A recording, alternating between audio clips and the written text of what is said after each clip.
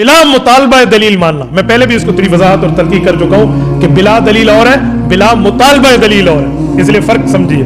تو بلا مطالبہ دلیل کے مانیں گے مقلد کے پاس دلیل پوچھنے کا ہر وقت اس کو ٹائم نہیں ہوتا. اگر ہر ریڑھی والے کو, ہر پیاز بیچنے والے کو دلیلیں یاد کروانا شروع کر دیں تو وہ ریڑھیاں چھوڑ کے 8 سالہ کورس میں داخلہ لے لیں پھر بیچارے.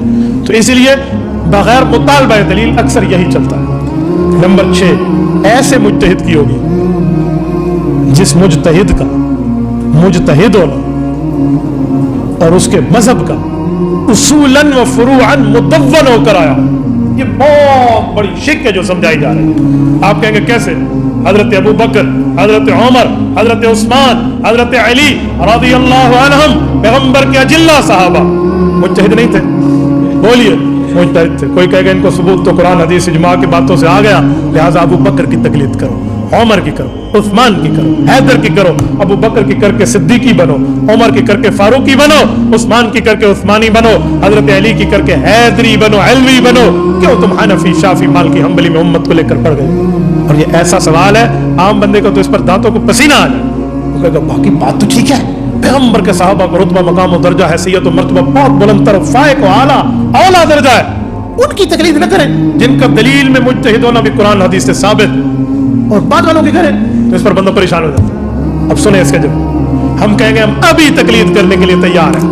بسم اللہ کر بچوں, ان کا مذہب مکمل لکھا ہوا اصول اور فروع سے ثابت کر دے. حضرت ابو بکر سے کرے گا میں اس کی تقلید کروں گا, حضرت عمر سے کرے گا میں اس کی کروں گا, حضرت عثمان سے ثابت کرے گا میں اس کی کروں گا, حضرت علی سے ثابت کرے گا میں اس کی تقلید کروں گا. بسم اللہ کر, پیش کر ان کا مذہب. تو وہ کیا کہیں گے؟ ان کا مذہب لکھا ہوا تو نہیں ہے, پڑھایا ہوا ہے. انہوں نے کہا بیٹے ان کا پڑھایا ہوا امام ابو حنیفہ کے پاس آیا ہے, اس نے اسی کو لکھ کر دیا ہے. بات ابو بکر, عمر, عثمان و حیدر کی ہے, لکھی ابو حنیفہ نے ہے. جیسے بات اللہ کی ہے, کہتے تاج کمپنی کا قرآن ہے, تاج کمپنی نے خود سے نہیں لکھا, اللہ کی بات کو لکھا. لیکن تاج کمپنی قرآن کیوں کہتے ہیں؟ لکھا اس نے ہے, تعارف اس کا ہوتا ہے. حدیث حضور کی ہے, حضرت بخاری, حضرت مسلم, حضرت ترمذی کی نہیں ہے, لکھی ان نے ہے. تو مسلم کی حدیث, ترمذی کی حدیث, بخاری کی حدیث کہتے ہیں بابا یہ مسائل بھی پیغمبر کے صحابہ کے بتائے ہوئے ہیں, لکھ کے امام ابو حنیفہ نے دیا ہے, تو فقہ حنفی کہتے ہیں. یہ کوئی جیب سے نہیں آئے. گویا میں امام ابو حنیفہ کی تقلید کر کے صدیقی بھی ہوں, فاروقی بھی ہوں, عثمانی اور حیدری اور حنفی بھی ہوں. کیوں؟ یہ انہی کی باتیں بتائی ہوئی, امام صاحب کی لکھوائی ہوئی ہم تک پہنچی ہیں, انہی کی باتیں بتائی ہوئی, بس نام یہ کہتے ہیں. اس کا یہ مطلب نہیں ہے کہ امام صاحب نے کو اپنے پیٹ سے لکھا. آپ کہتے ہو نلکے کا پانی, تو کل کیا کہو گے؟ انزلنا من السماء ماء, پانی تو اللہ کا تھا. نلکے کا کہاں سے آ گیا؟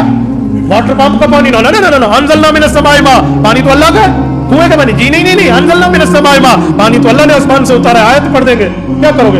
وہ کہو گے پانی اللہ کا ہے, نکلے نلکے کا پانی, واٹر پمپ سے واٹر پمپ کا پانی, نہر سے نہر کا پانی, دریا سے دریا کا پانی, کنویں سے سمندر کا پانی, اوپر سے بارش کا پانی, جسم سے نکلے پسینے والا, انگلیوں سے نکلے رسول اللہ صلی اللہ علیہ وسلم کا دیا ہوا پانی, سارا ہے اتارا ہوا اللہ کا ہے. جہاں سے نکلے نسبت اس کی ہے.